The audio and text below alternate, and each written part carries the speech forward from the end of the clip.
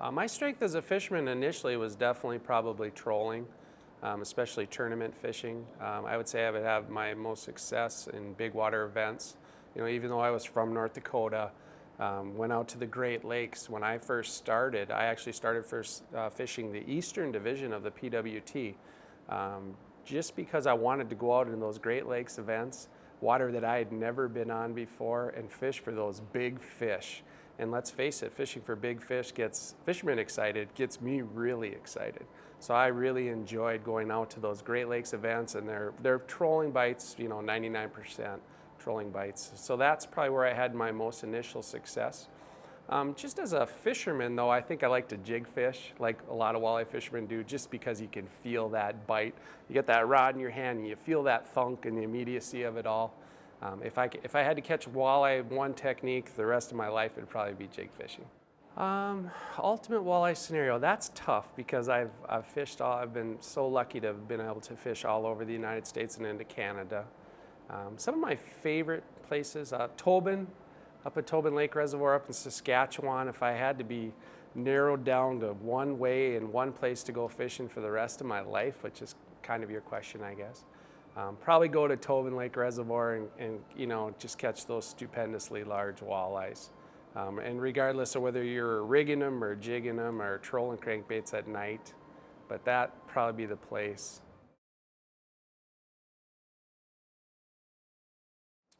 Probably most guys, I would say, most people that use the average consumer that buys the Lowrance unit probably just turns it on and drives around all day in automatic mode and never adjusts anything. There's so much more to be learned about that unit if you can get into manual modes, whether it be the sensitivity settings or the depth range settings.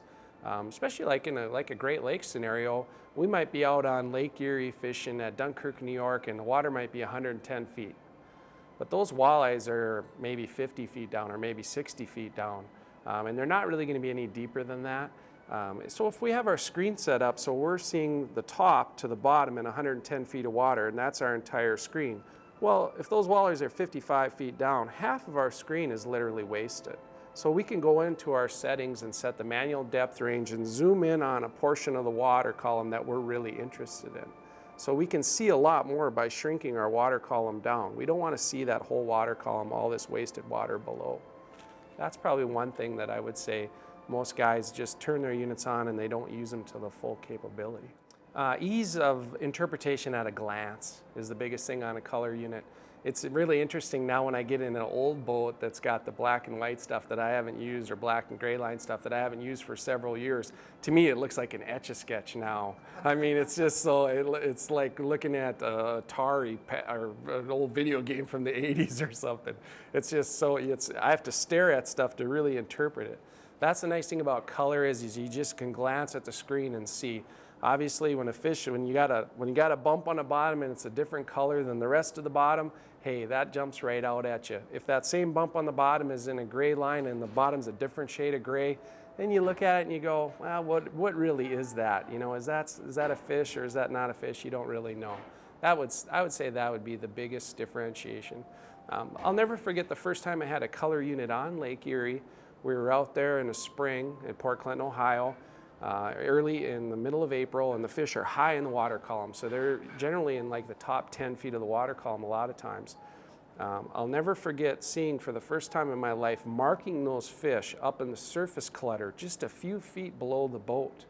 We'd see the arches because of the color units, whereas before in the grayscale units, the old units, you'd have this gray band of water up there and you just didn't see those fish and that bait up in that high stuff. So that's probably the biggest advantage of color.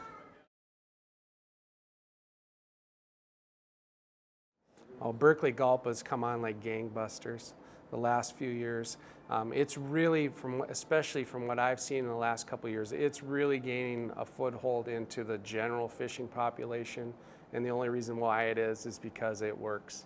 I mean, we proved it when we went to Wabigoon these last couple of years. Last 2 years, that's all I did up there was use that. Another perfect scenario for gulp in my estimation is anytime you're pitching a jig to the bank.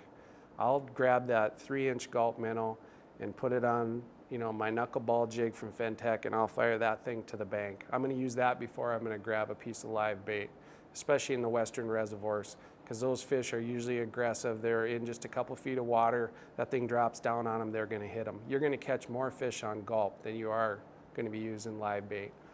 I can give you another scenario.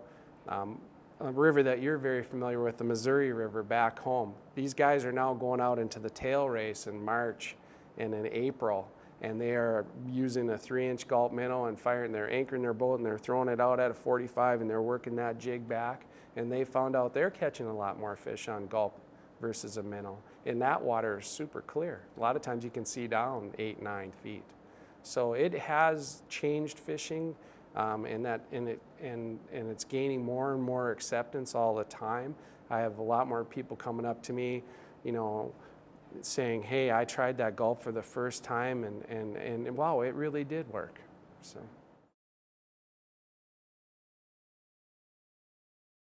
well, probably the most important thing on any Great Lakes bite is eliminating water, because there just is so much water.